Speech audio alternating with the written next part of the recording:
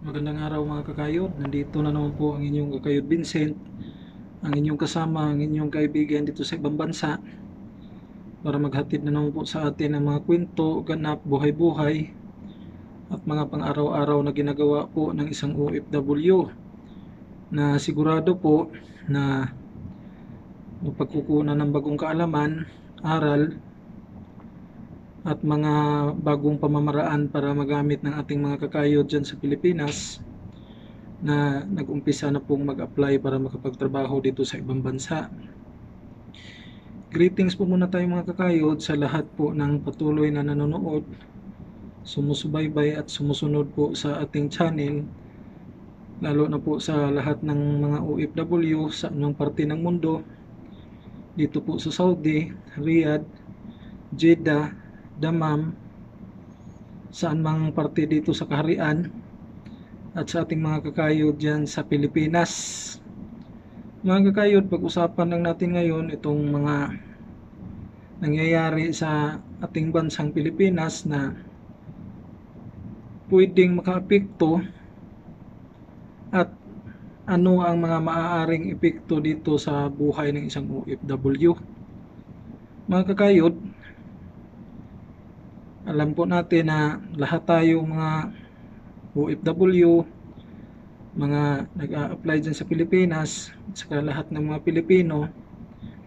ay updated po sa mga nangyayari sa Pilipinas ngayon na maraming batuhan ng issue sa presidente, sa vice-presidente, yung problema kay Pastor Kibuloy, yung problema ng mga senador at congressman na patuloy na nasa balita at kahit ano-ano na lang yung mga paninira o mga ginagawa nila para lang magulo yung bayan nating Pilipinas at saka matupad lang yung mga pansarili nilang mga interes. Mga kakayod, sa nangyayaring bangayan, hindi pagkakaunawaan at pagiging sakim sa kapangyarihan ng mga leader natin sa gobyerno sa Pilipinas, meron po itong mga epekto sa buhay po ng OFW. Una mga kakayod, yung masabi natin na magandang side na epekto nito, yung pagtaas ng palitan ng local currency dito kung saan ka man na bansa nakapagtrabaho, kung papalitan mo na sa Philippine Peso. Medyo ginhawa yan sa buhay ng isang OFW mga kakayod, lalo na po pag hindi po masyadong kalakihan yung sahod mo dito sa ibang bansa, dahil pag pinapalitan na sa Philippine Peso yung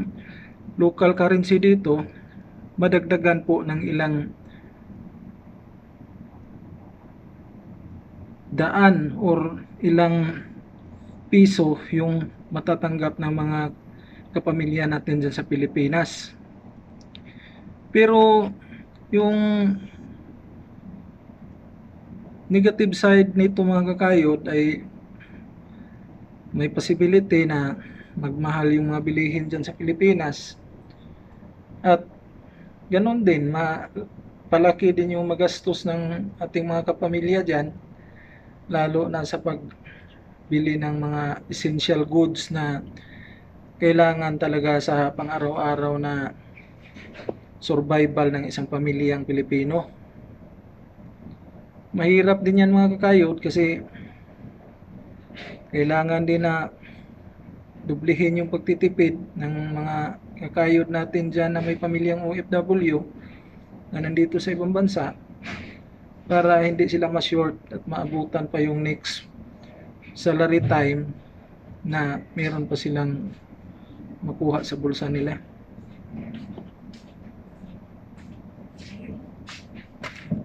Mga kakayod, yung pangalawang nakita natin na epekto dyan sa mga nangyayaring kaguluhan sa Pilipinas ngayon, yung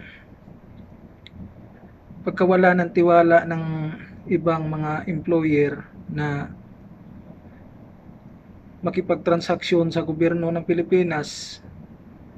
na pwedeng mabawasan yung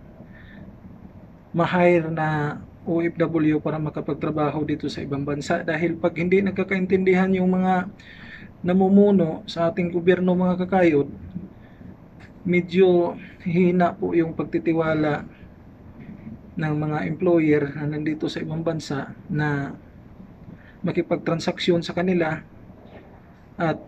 kukuha pa ng mga Pilipino na magtrabaho dito sa bansa nila dahil mismo sila na nandun sa Pilipinas, mga leader natin, hindi sila nagkakaintindihan at hindi sila nagtutulungan para sa kaunlaran at saka pagkuha ng mga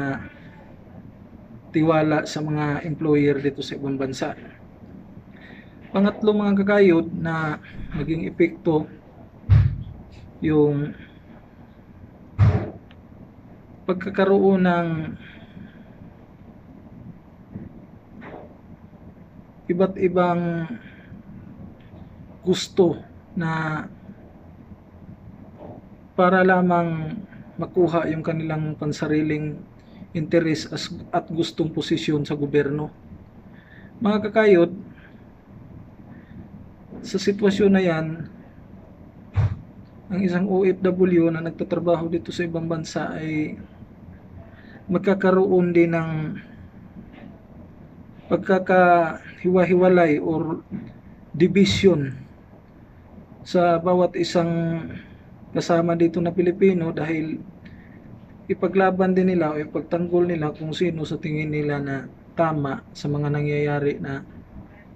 pagtalo-talo ng mga leader natin dyan sa Pilipinas. Pati mga OFW dito, magkaroon din ng mga hindi pagkakaunawaan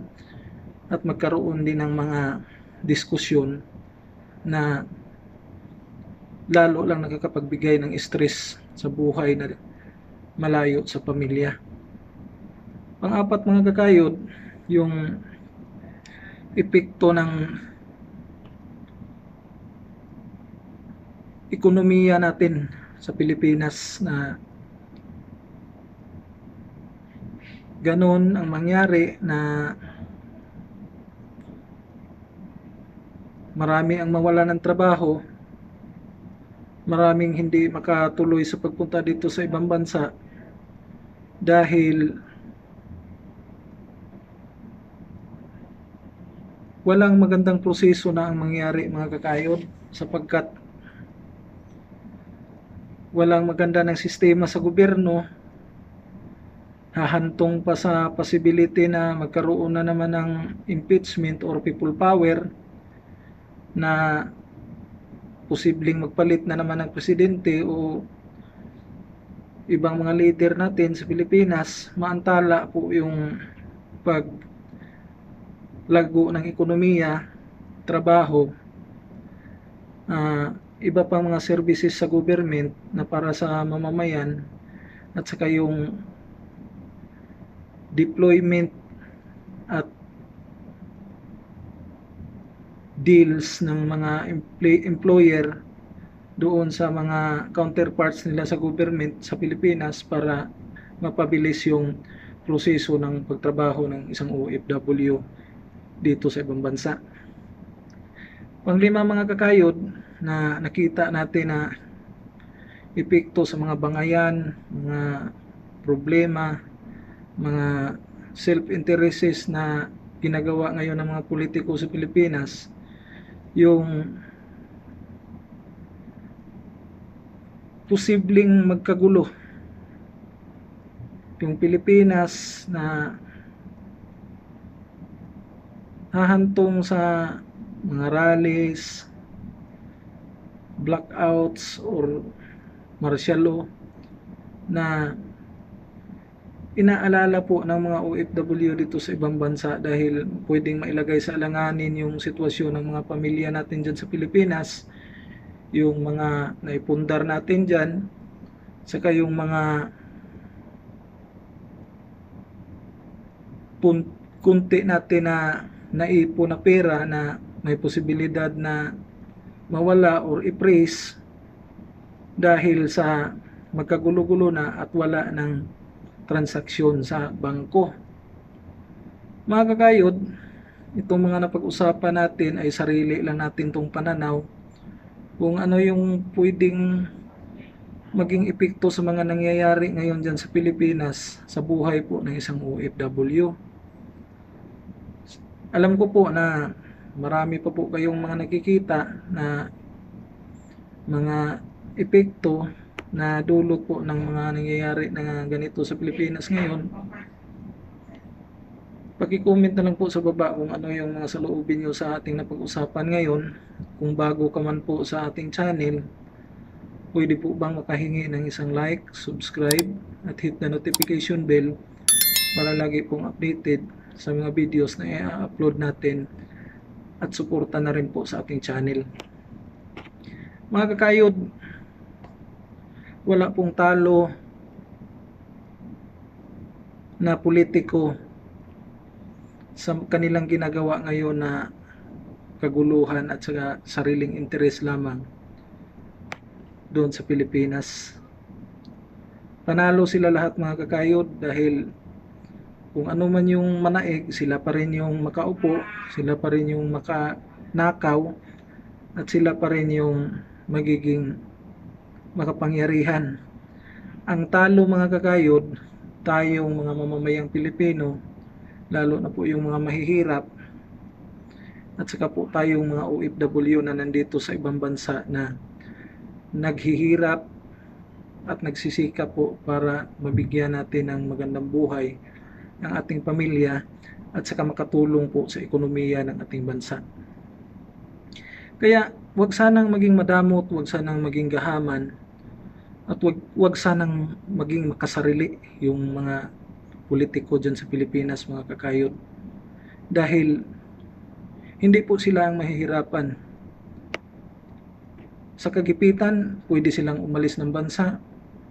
pwede silang mamuhay ng tahimik, pero ang kawawa yung mga taumbayan, lalo na yung mga mahihirap, mga OFW na namumuhay lang ng maayos, na sisikap lang ng malinis para po sa pamilya natin